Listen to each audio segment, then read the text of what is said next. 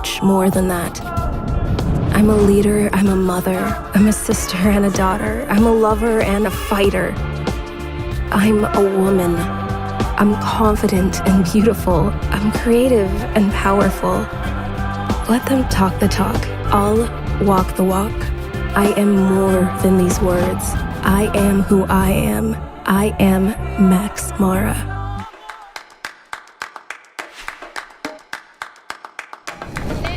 Don't be afraid to be different, because your idea might be the one that's actually going to change the world and change the way we're doing things.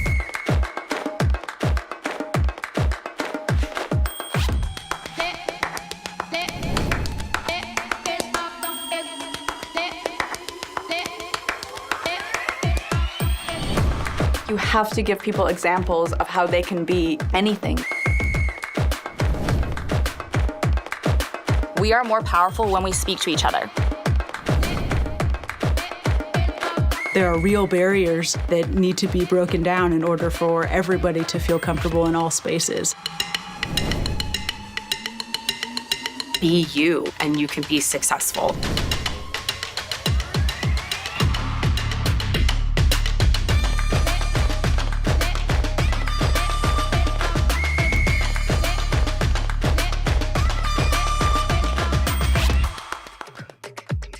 When I was young and was starting to get tattooed or dyeing my hair or getting piercings, people would say, you can't get a job like that. So I'd say, watch me do it. My name is Maggie Freleng. I am a Pulitzer Prize-winning journalist and producer. I break the role by being unapologetically myself. I grew up in Port Jefferson, New York. It's a suburb of the city on Long Island. A lot of Long Island is very white, particularly where I grew up was a very rich area, and my family wasn't necessarily that. I'm Jewish. I grew up in a lower middle class family, so I never particularly felt like I fit in. Going to school, there was maybe like a handful of kids of color that I went to school with, and I saw the way they were treated as others and as different. I didn't like to see them ostracized or picked on. But at the time, I didn't know what these things I was feeling were. My grandfather grew up in the Deep South, and he, told me these stories about him being a kid and similarly not understanding why the Black kids, this was during segregation, were separated from him. My grandparents were always very conscious of social equity, racial equity, and just being just all around. It wasn't this like conversation about it, but it was just watching the way they were and they behaved and the way they just talked about people as people and not others, or they look this way. Everyone was just a person, and my grandfather really inspired me with that. I learned very young that I have a privilege and people will listen to me. It's always been the most important thing for me to help people. And so if I can use myself as a vessel to get stories out there, people's voices who are in detention centers, in prison, locked away and forgotten about by the world, people who are marginalized. I don't speak for these people. I let them tell their own stories. You hear their voices. I just gather them, narrate through them. And I think that's really important. We are all so much more than the worst thing we've done or has happened to us. Fundamentally, that's how we look at people in prison. You are your conviction, and you're there, and you're behind bars. And that's how the system was set up to look at these people. That's how we look at these people, because the way we're told to look at them. And I want to change that. I really like to start off and get the backstory of everybody. Who are you? Who are your parents? Where did you grow up? What happened in your life that led you to be where you are? That is what helps people, someone from a totally different walk of life relate to a Black man who's been in prison for 44 years. When you hear like, oh, that happened to him as a kid, and ooh, that could have been me if I just had done that one little thing differently, that resonates with people. People listen to the stories that I tell and they love connecting that way. And I think it's so much more powerful than just listening to someone tell their story presently. We're so lucky to live at a time where we get to live in a world where Maggie Freleng exists and does the work that she does. Jillian's podcast, True Crime Obsessed with Patrick Hines, they review everything true crime, podcasts, TV shows, documentaries. So they covered the documentary I did, and it was really great. It was funny. They pointed out all of the really silly things that were in it. We fell in love with her. And then we became like friends through that. She's doing it not for any notoriety. Like, she's trying to save lives here. The amount of innocent people who are in prison it's staggering. It's like at least 30,000 people, and that's like a very conservative number. Earlier today, Maggie was on the phone with someone else that got out of prison. And on that phone call, she said, do you know anyone else who you were inside with who we need to get out? We need more people like Maggie just tirelessly and fiercely searching for the truth and telling everybody about it. I think this medium of podcasting has started to create a lot of activists, a lot of people that care. The thing about podcasting is that it's an incredibly intimate medium. When you're listening to Maggie tell it to you, you're not thinking about all the other listeners when you're listening to a podcast. You're thinking about, I'm being told this by someone I trust. My podcast, Murder and Alliance, I did a 20-episode investigation about a man that myself and these two private investigators thought might be innocent. Around episode 18, we figured out he's actually not innocent.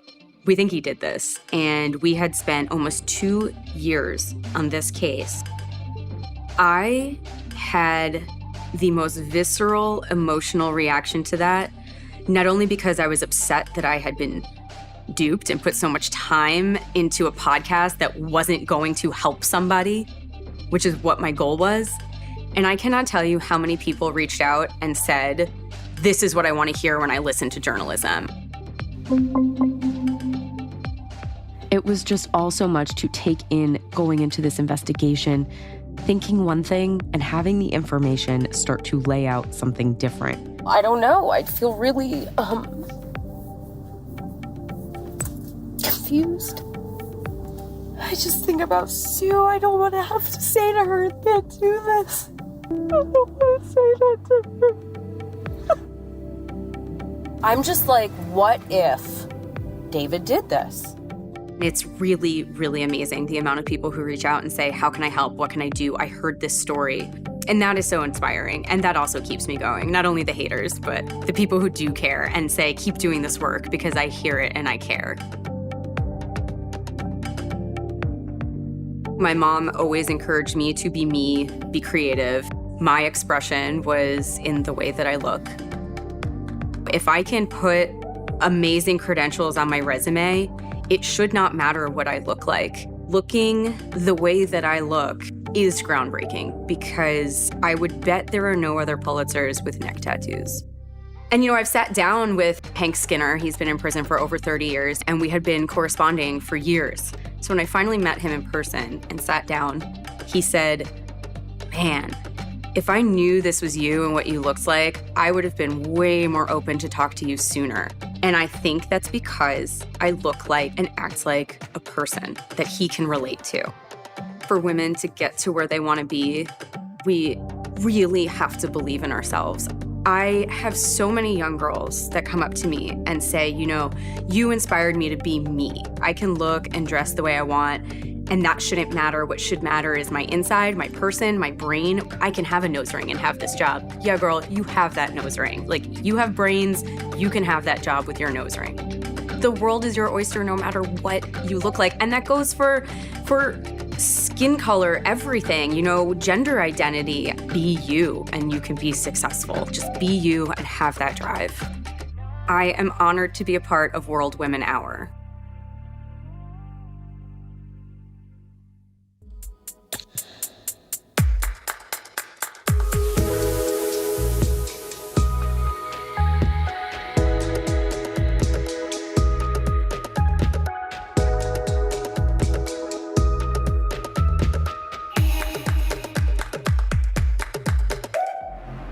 Seven seas, 7 continents, 7 days of the week, 7 colors of the rainbow, 7 notes on a musical scale, 7 wonders of the world, 7 series, Culture is shaped by sevens. Experience the redefining BMW 7 Series now. BMW, the ultimate driving machine.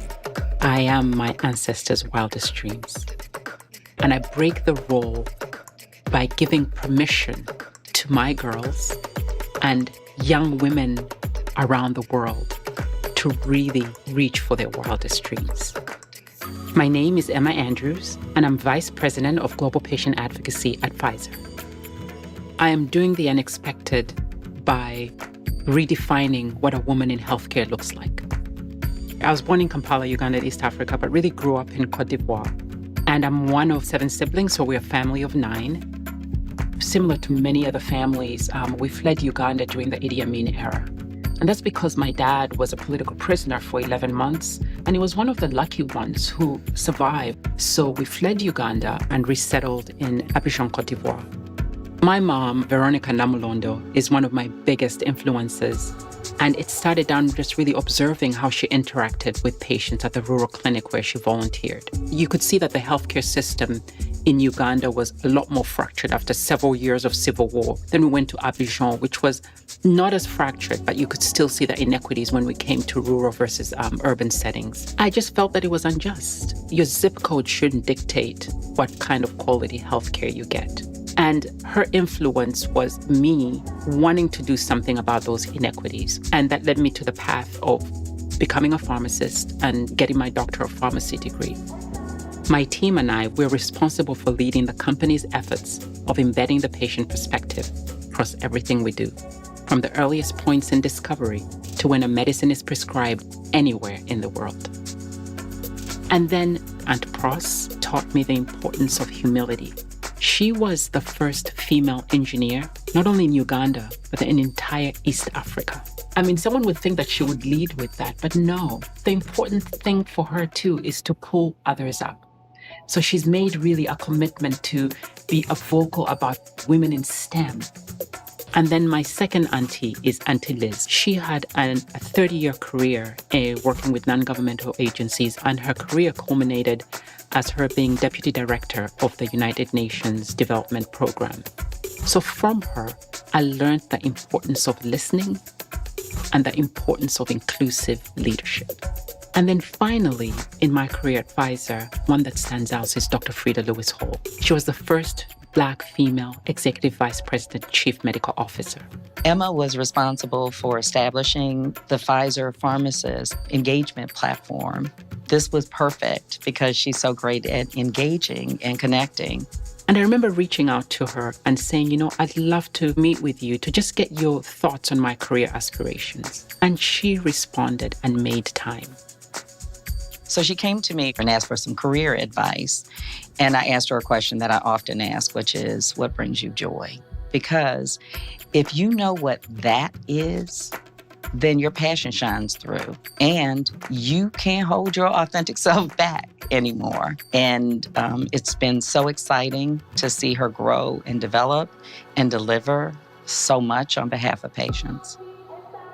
The things that stick with me and I try and embody in my leadership is making sure that I make space, but also making sure I always think about what brings me joy. I absolutely love that I'm being of service to patients on a global scale. I think Emma's superpower is connecting and including. She has the ability to connect to people, whoever they are, wherever they're from.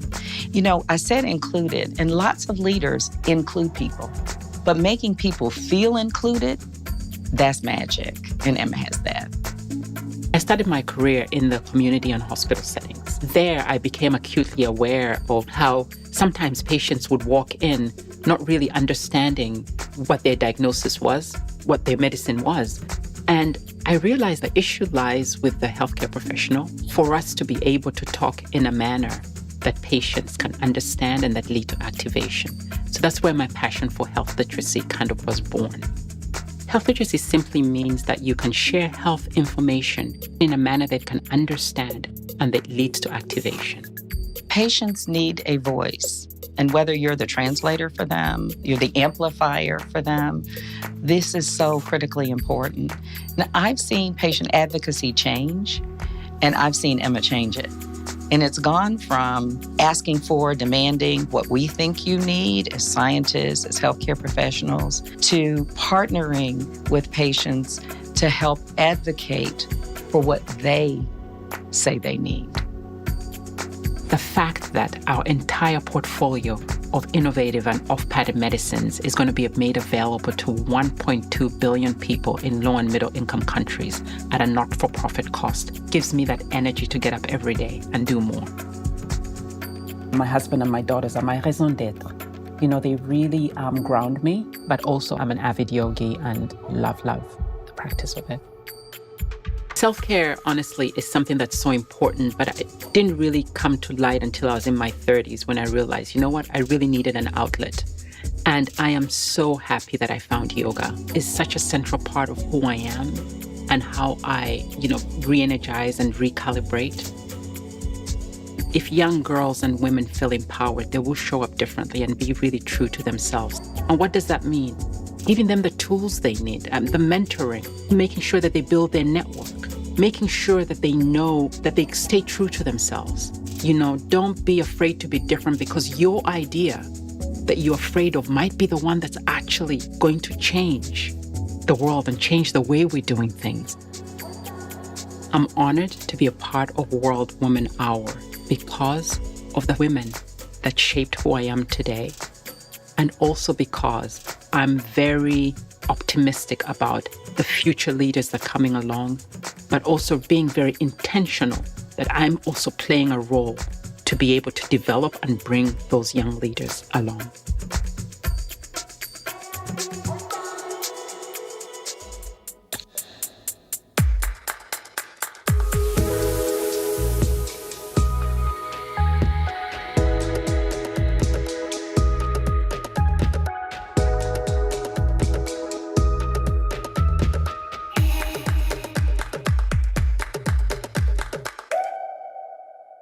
There's so much about believing in yourself and believing that you can do it your own way.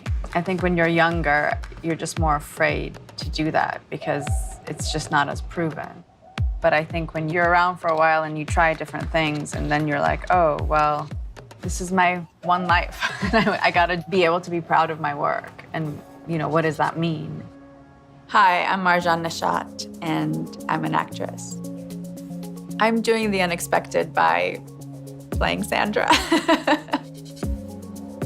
There's not a lot of quote-unquote Middle Eastern actors who would be playing a woman named Sandra Jones. I remember a friend of mine when I got this play was like, oh, well, maybe if they've cast you, they'll change the name from Sandra to something more Middle Eastern. And I was like, I didn't go to acting school to play myself. I was born in Iran. And at the time, the revolution was happening and everything changed. And the revolution turned into a coup.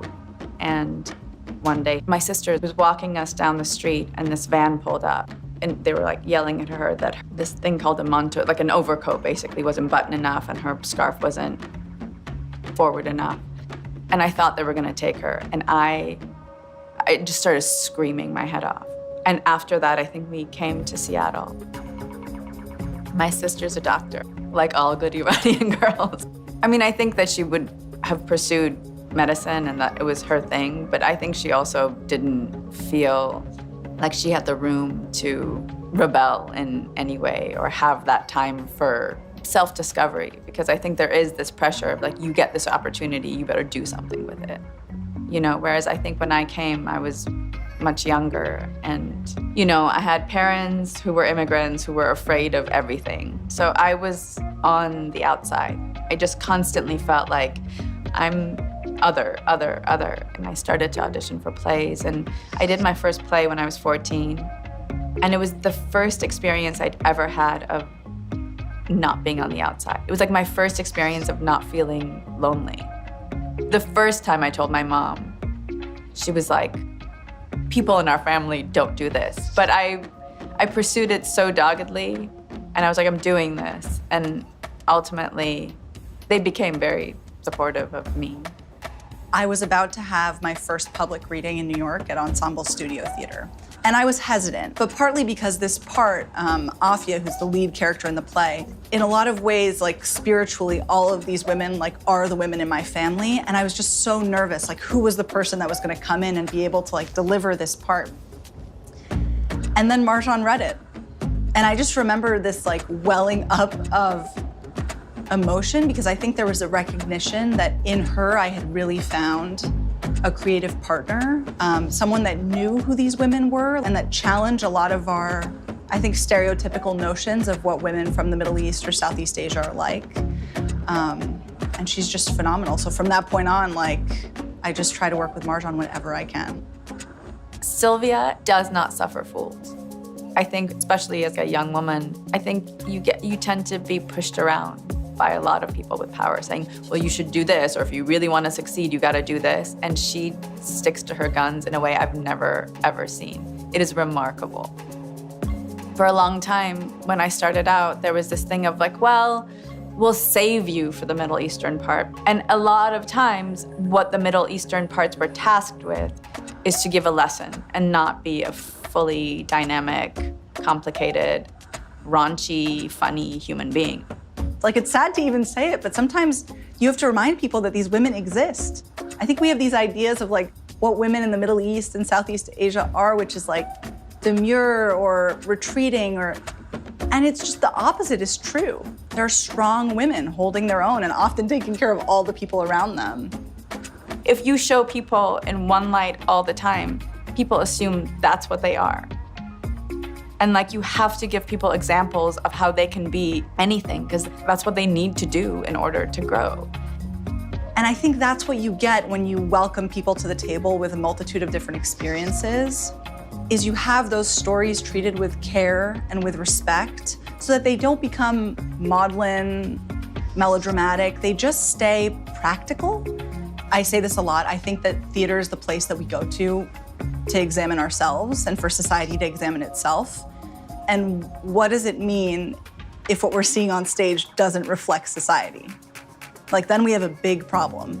Obviously, there needs to be breakthroughs. It can't just be that every time you do a play about a family, it's a white family with 3 blonde women. That is not the fabric of what we look like.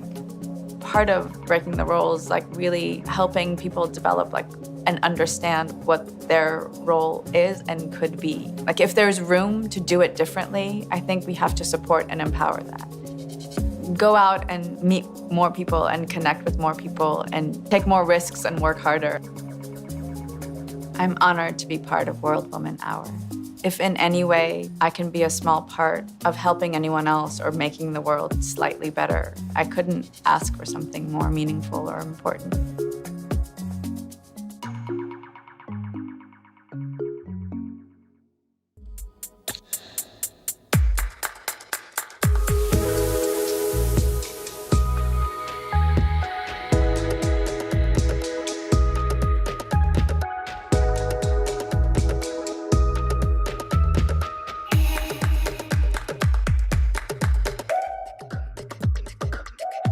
How is it that the only topic that every single working member of society needs to be good at is the one we don't teach?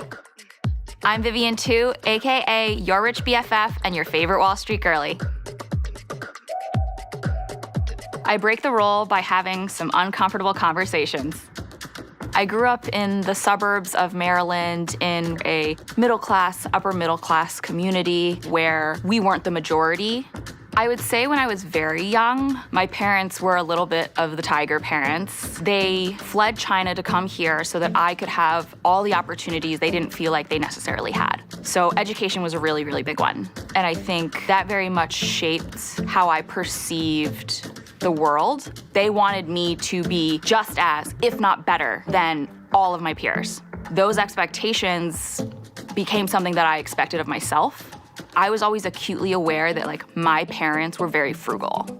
My dad would always say, 钞票要用了刀口上, roughly translated to, you have to spend your money on the knife's edge. They had this immigrant mentality of like, the American dream could be ripped away from us at any moment. So they always wanted to be really, really cognizant of how we spent our money. And that frustrated me. I remember buying a pair of jeans. They were like $25. I got into this massive fight with my mom about how irresponsible I was with money. When I grow up, I want to be filthy rich. I never want to think twice about buying a stupid pair of $25 ripped jeans. Because of that, as I was going into high school, I took an economics class, found that I was passionate about the topics because it finally felt like I was learning something that I could look at the principles I was learning on the page and then apply them to my own real life. When I got to college, I started figuring out what I wanted to do. I started going through the motions of like getting into finance, and I decided that I wanted to do something that was really fast-paced. I interviewed for Wall Street internships and was very fortunate enough to get one. I thought this is just one more chance to prove myself. I have 10 weeks to make it clear that I am the smartest person and I deserve this job. I loved it.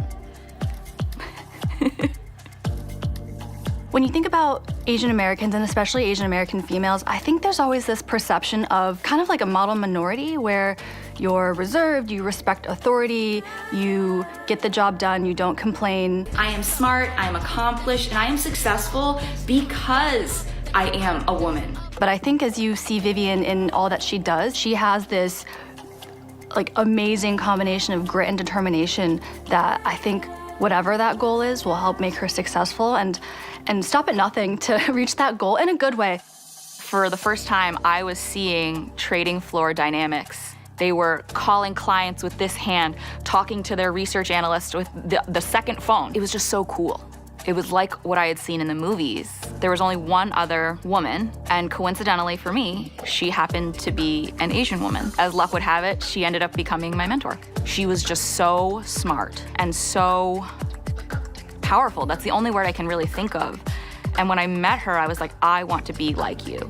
She was the first person to take me under her wing and ask me things like, are you contributing to a 401k? Wasn't. Are you using the corporate hotel catalog to save money? I wasn't. She even bought me lunch for like the first 2 years of my career, and let me tell you, I could not afford it. For the first time in my life, I had a proof point that I could do it. I saw a young Asian woman who did not come from family money succeed.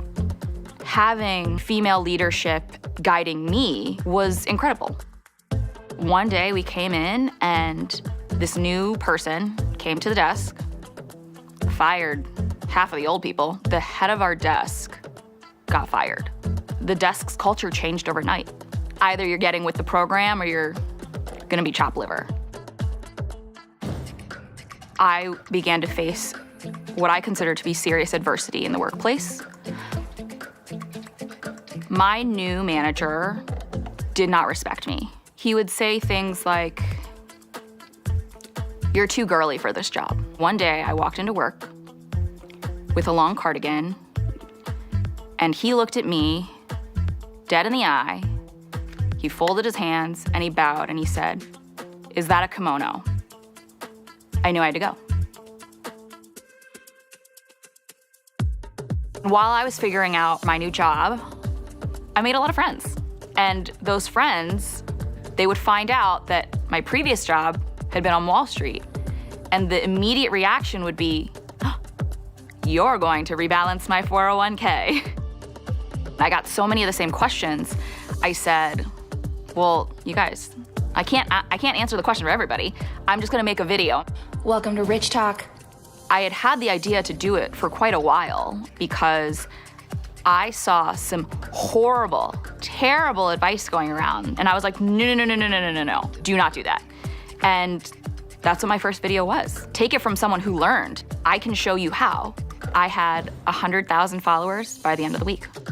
It's so funny because to me, she's always Vivian, right? But to a lot of people, she's also Vivian, but she's also your Rich BFF. Like who I see in her content is just the person that I've always known. You ask for her opinion and she'll give it to you, whether it's exactly what you wanted to hear or if it's not what you wanted to hear, but it kind of gives you a dose of reality. I did not expect my content to blow up. It did, however, make it very clear to me that more people than just my 7 coworkers needed this information. In everything that she does, she very much breaks the role of what you might perceive or what the public might perceive a Asian American female to be. She's paving the way for people who might not see themselves represented as much in the media or in the financial industry. I hope what people find is that I'm not special. I'm not your father's financial advisor. I look like I could be anybody's best friend from college. And talking about money is as accessible as it is talking about who kissed who last night. So I think those headlines that say millennials and young people can't afford homes because we like avocado toast or like to drink lattes is ridiculous. Our generation is bad with money because we've never been taught to be good with it. So talk to your friends about money, whether it's about how much you make, how much you're spending. We are more powerful when we speak to each other. I'm honored to be a part of World Woman Hour.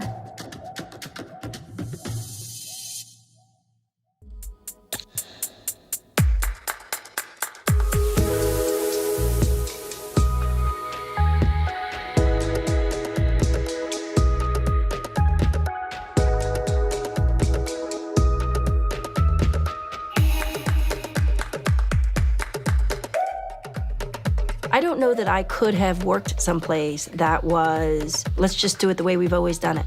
I thrive in an environment where we want to actually be a disruptor and change the status quo. And I would define my career by that. I'm Maria Weaver, president of WMX at the Warner Music Group. I'm doing the unexpected by leading people through change and transformation. I grew up in New York City on the Upper West Side of Manhattan. I spent a lot of time in the arts community, whether it be dance, music, theater. Music, though, was always really important for me.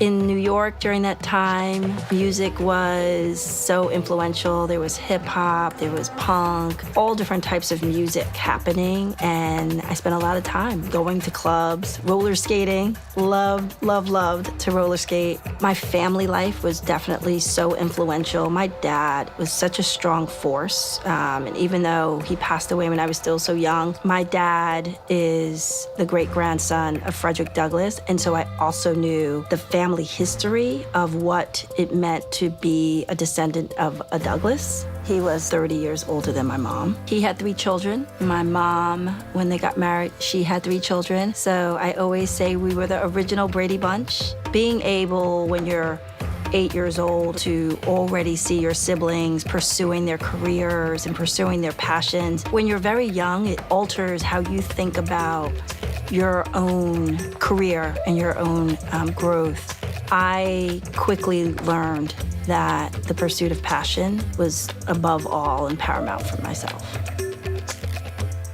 Maria is a person that's never afraid to try something different, never afraid to do the unexpected, to do the unconventional. I started acting when I was about 7 years old and then continued on as an actor for many, many years, acting, dancing, and I went to college as a theater major because that's just what I thought was the natural progression, but I just wasn't as into it. And I knew at that point it was really time for me to make a change. I started working for a company called Rainbow, which was the ad sales division of Cablevision. I like to say that cable was the first disruptor. Before there was digital and the internet, cable was disrupting broadcast television, and nobody really understood this box with all these channels and what it could mean and how that was going to influence culture. And working in that during that time, which was in the late 1980s, early 1990s, was a very exciting time. I mean, we were really changing the way people consumed television. And I was around people like myself who wanted to be doing something different. As the president of WMX, I think about the impact that my division can have on these musical artists in such a different way. What we're doing is not really touching their music, it's touching all the other aspects of their business. If we can actually help them have sustainable wealth or improve their opportunities beyond music, we could really have an impact on their lives, which is very different than I think anyone has approached this role before. I feel like this job that she currently has is a beautiful convergence of the business and the creative and the artistic, and she's able to really bring all of those skills to play. And in a space where she's creating opportunity for others, for other women, for other people of color, and really looking to innovate in this music space, which as an industry is and has been in much need of continued innovation. When I worked at Rainbow, it was a fairly male-dominated environment. There were very, very few women, and certainly not many people of color. But there was this one woman there, and she was so influential to me. And not so much about what she said, but how she carried herself. She just had this way of being so direct and being unwavering. That has influenced my leadership. We look at leaders who are out of our reach, and those are the people that we call our heroes. But so often we're walking among our heroes. Our heroes are in our life. They're touching us every day. And so she's one of those people for me. I think when a woman, especially a woman of color, is given an opportunity to be in a position that has tremendous influence, I think we have to approach it with great responsibility. It's really important for other young women to be able to look up the ranks and see a woman of having influence, guiding them, shaping the business that they're a part of. And maybe part of that is because I have two daughters, and so I know what it is for them to have that experience. But it's also really important for young men to see women in these roles. A lot of them are raising young girls. And to be women, we need to change their perception sometimes of what that will look like for the children that they're raising. She's beloved by her team. They appreciate not only how brilliant she is, how motivated and inspiring she is, but just that she becomes a mentor, she becomes a sponsor for the people on her team. She looks to really pull up those behind her, alongside her, as she ascends in her journey. How do I break the role? The truth is, I try to break every role that I'm in. When I think about the roles that I'm in a professional environment, I'm always trying to do them above and beyond what has been done before.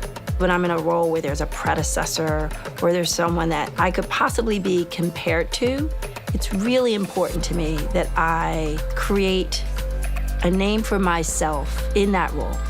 And whether that be pursuing a project or something that might seem harder than what someone else might want to do, or whether that be just really looking at how can this role actually have impact on the business, and how can this role have impact perhaps in the industry. That's how I think about it.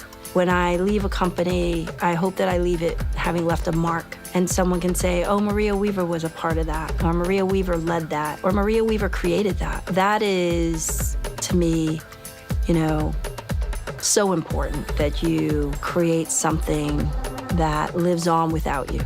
I'm honored to be a part of World Women Hour.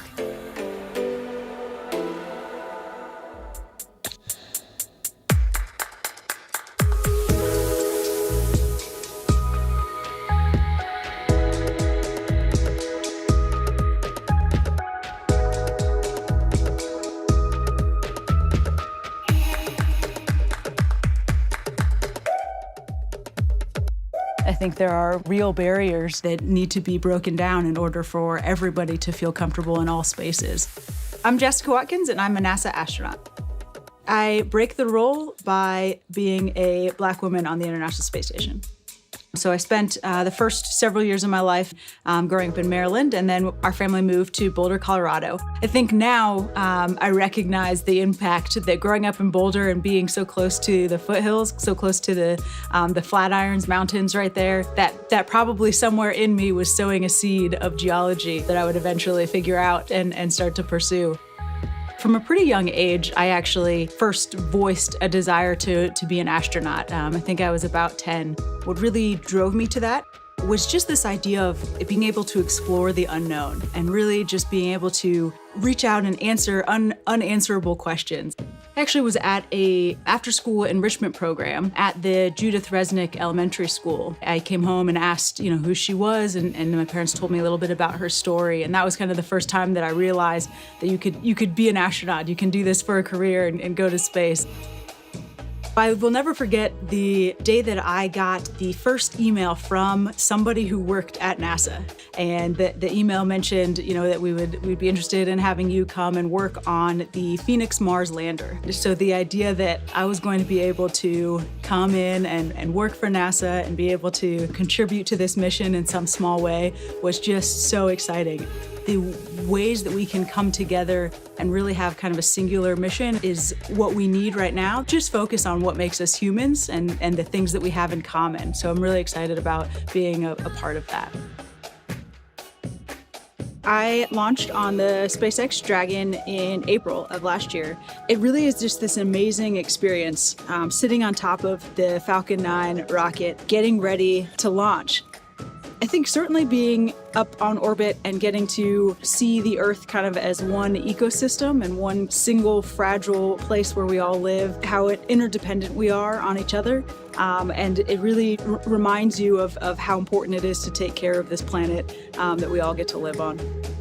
It was definitely a privilege and an honor to be able to be the first African-American woman to do a long-duration stay on the International Space Station. And, I think it is just a true testimony to those who have come before me and laid the foundation and framework to allow me to be here in this spot at this time, as well as an indication and a nod towards the future and how exciting and diverse the future is that we have ahead of us. And so to be able to be just, a small part of that legacy is really meaningful to me.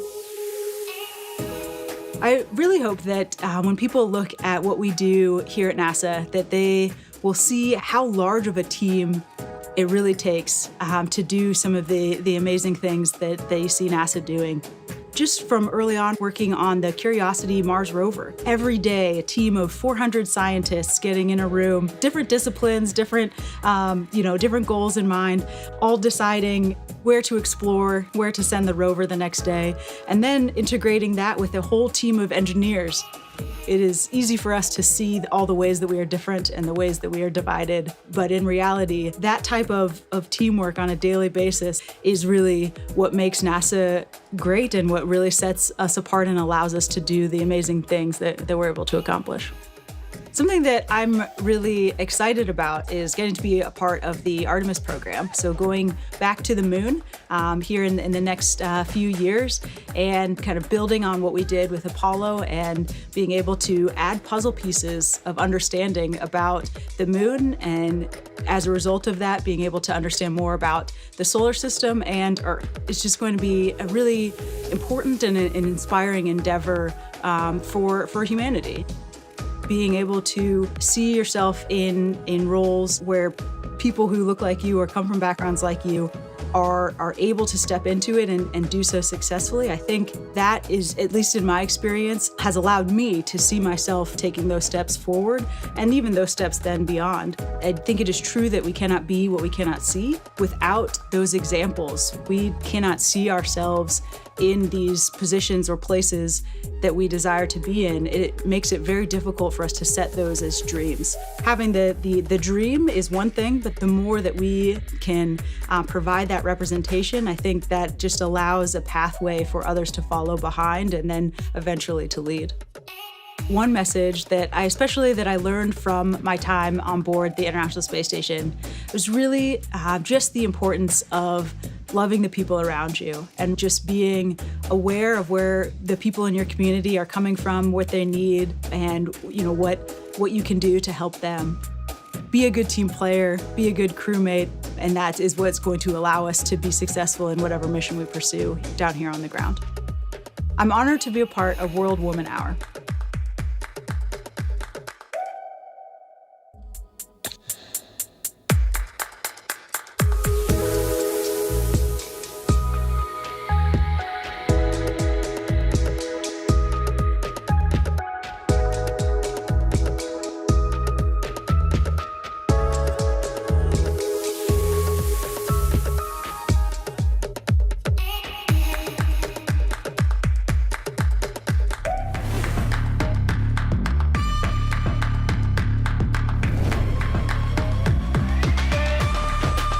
I'm honored. I am honored. I am honored to be a part of World Woman Hour. World Woman Hour. World Woman Hour.